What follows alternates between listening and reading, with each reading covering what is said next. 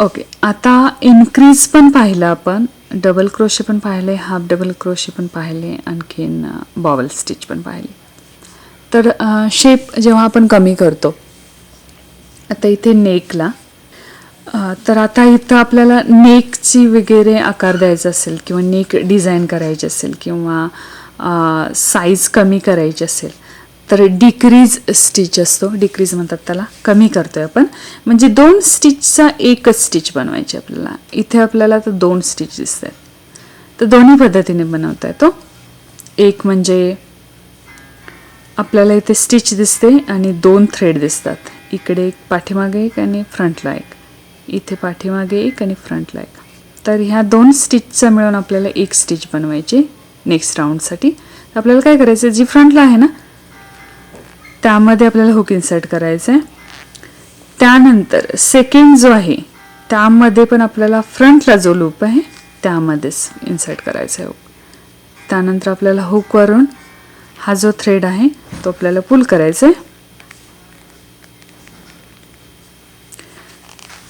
पहिला प्रकार जो आहे तो फक्त 2 लूपमधून पुल करायचा आहे. त्यानंतर 2 लूप्स असणार आहेत आपल्या हुकवरती आणि सगळ्यात शेवटी आपण ह्याचं सिंगल क्रोशे टाईप करायचे.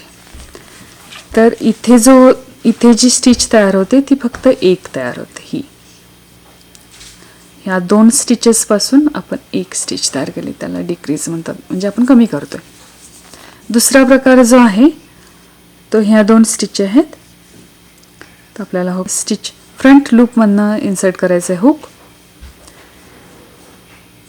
त्यानंतर सेकंड जी स्टिच आहे त्याच्या फ्रंट लूपमध्ये आपण हुक इन्सर्ट केला आहे.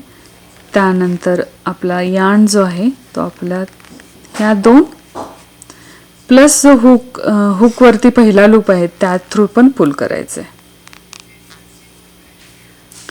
तर हे आपले डिक्रीज झाले म्हणायचे स्टिच, 2 स्टिचची एक स्टिच. ह्याचे 2 प्रकार आहेत. मी आणखीन एकदा दाखवते. ह्या 2 स्टिचची एक स्टिच तयार करायची. तर फर्स्ट लूप आणि सेकंड लूप. फक्त 2 लूपमधून पुल करायचं पहिल्यांदा आणि सिंगल क्रोशे टाईप नेक्स्ट 2 लूपमधून पुल केले की हा एक प्रकार आहे. ओके, सो आता ही अशी साईज डिक्रीज होते. इथं आपण थोड्याशा ॲड केल्यामुळं ह्याची साईज, ह्याला सर्कल आकार आला होता आधी पसरट, आता थोडासा छोटा झाला तो. तर डिक्रीजचं काम ते असतं की शेप द्यायचं प्लशेसना. डिक्रीज आहे इथं, इथे देखील डिक्रीज आहे पण फ्रंटला आहे. तर हे बेसिक स्टिचेस आहेत. मी नेक्स्ट ना सिंपल ही हनी बी जी आहे ना ही कुणालाही बनवता येते, कारण ह्याला साईज जास्त किंवा क्रिटिकल नाही आहे. Just a single crochet if you know decrease तुम्हाला जर माहिती असेल, डिक्रीज आणि इन्क्रीज माहिती असेल आणि सिंगल क्रोशे माहिती असेल तर तुम्हाला हनी बी कुणालाही बनवता येते आणि कोणत्याही साईजमध्ये बनवता येते. ह्याचे भरपूर व्हिडिओज आहेत यूट्यूबवरती, पण मी नेक्स्ट जो आहे तो मी हनीबी, छोटी हनीबी तयार करणार आहे. ही मी रेनबो कलरमध्ये बनवली, पण मी नेक्स्ट जी बनवेन ती ब्लॅक आणि आपला येलो कलर, क्लासिक जो कलर आहे हनीबीचा, त्यामध्ये मी एक्सप्लेन करेन. होप तुम्हाला समजले असतील बेसिक स्टिचेस. पण जरी काही मिस झालं असेल किंवा काही समजलं नसेल तर तुम्ही बिंदास कमेंट करू शकताय किंवा विचारू शकताय. मी नेक्स्ट व्हिडिओमध्ये एक्सप्लेन करेन किंवा आणखीन चांगल्या पद्धतीने मला एक्सप्लेन करता येते का ते पण बघेन मी.